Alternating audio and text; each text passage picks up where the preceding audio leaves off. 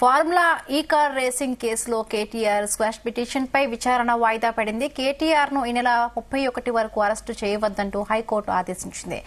విచారణను డిసెంబర్ 31కి వాయిదా వేసింది. ఫార్ములా ఈ రేసుకు సంబంధించి ఇప్పటికే హైకోర్టు డిసెంబర్ 30 వరకు కేటీఆర్ కు నాటు అరెస్టు ఇచ్చిన విషయం తెలిసిందే. ఈ రోజు ఫార్ములా ఈ రేస్ కేసు హైకోర్టులో విచారణకు రాగా ఏసీపీ అధికారులు కౌంటర్ దాఖలు చేశారు. అలాగే ఏసీపీ మరొక పిటిషన్ కూడా దాఖలు చేసింది. కేటీఆర్ నాటు అరెస్టు ఆదేశాలను ఎత్తివేయాలని పిటిషన్ దాఖలు చేశారు. ఈ పిటిషన్ కు సంబంధించి కౌంటర్ దాఖలు చేయాల్సిందిగా కేటీఆర్ రాష్ట్ర ప్రభుత్వానికి న్యాయస్థానం ఆదేశించింది. తదుపరి విచారణను డిసెంబర్ 31 వరకు వాయిదా వేసింది. ఒక్క రోజు మధ్యంతర బెయిల్ను న్యాయస్థానం పొడిగించింది.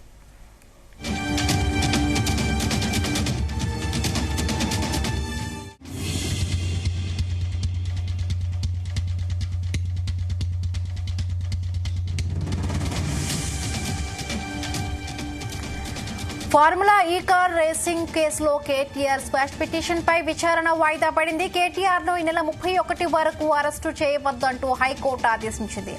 విచారణను డిసెంబర్ 31కి వాయిదా వేసింది. ఫార్ములా ఈ రేసు కేసుకు సంబంధించి ఇప్పటికే హైకోర్టు డిసెంబర్ 30 వరకు కేటీఆర్ కు నాటు అరెస్టు ఇచ్చిన విషయం తెలిసిందే. ఈ రోజు ఫార్ములా ఈ రేసు కేసు కోర్టులో విచారణకు రాగా ఏసీబీ అధికారులు కౌంటర్ దాఖలు చేశారు. అలాగే ఏసీబీ మరొక పిటిషన్ కూడా దాఖలు చేసింది. కేటీఆర్ నాటు అరెస్టు ఆదేశాలను ఎత్తివేయాలని పిటిషన్ దాఖలు చేశారు. ఈ పిటిషన్ కు సంబంధించి కౌంటర్ దాఖలు చేయాల్సిందిగా కేటీఆర్ రాష్ట్ర ప్రభుత్వానికి న్యాయస్థానం ఆదేశించింది. తదుపరి విచారణను డిసెంబర్ 31 వరకు వాయిదా వేసింది. ఒక్కరోజు మధ్యంతర బెయిల్ను న్యాయస్థానం పొడిగించింది.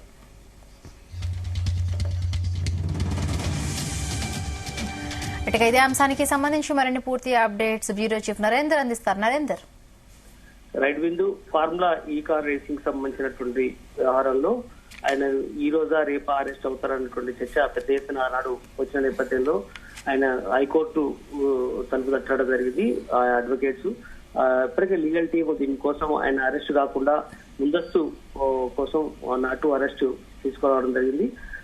దీని నేపథ్యంలో ప్రజెంట్ కేటీఆర్ ను ఈ నెల 31 వరకు కూడా అరెస్ట్ చేయవద్దంటూ హైకోర్టు తాజా ఉత్తర్వులు ఇచ్చినటువంటి పరిస్థితి ఉంది. విచారణను డిసెంబర్ 31 వరకు కూడా వాయిదా వేసింది. ఫార్ములా ఈ రేస్ సంబంధించిన ఇప్పటికే హైకోర్టు డిసెంబర్ 30 వరకు అంటే ఎల్లుండి వరకు 30వ తేదీ వరకు ఉన్నటువంటి విషయం తెలిసింది. అయితే మరొక రోజు గడువు ఇవ్వడం ద్వారా ఖచ్చితంగా కూడా న్యూ ఇయర్ సెలబ్రేషన్స్ చేసుకోవడానికి ఉపయోగపడుతుందని కూడా ఇక్కడ పార్టీ వర్గాలు చెప్తున్నాయి. ఏదైనా కూడా కేటీఆర్ కు నాటు అరెస్ట్ ఇచ్చినటువంటి నేపథ్యంలో మరొక రోజు ఎక్స్టెండ్ చేయడం వల్ల 30వ తేదీ నుంచి 31వ తేదీ వరకు ఉండడం వల్ల ఖచ్చితంగా దాని తర్వాత ఉత్తర్వులు మళ్ళీ రావాల్సిన అవసరం ఉంది.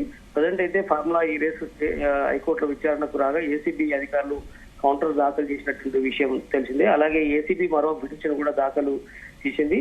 కేటీఆర్ నాటు అరెస్టు ఆదేశాలకు ఎత్తివేయాలన్నటువంటి పిటిషన్ దాఖలు చేసిన నేపథ్యంలో ఈ పిటిషన్ సంబంధించిన కౌంటర్ కూడా దాఖలు చేయాల్సినటువంటిదిగా కేటీఆర్ ఉంది.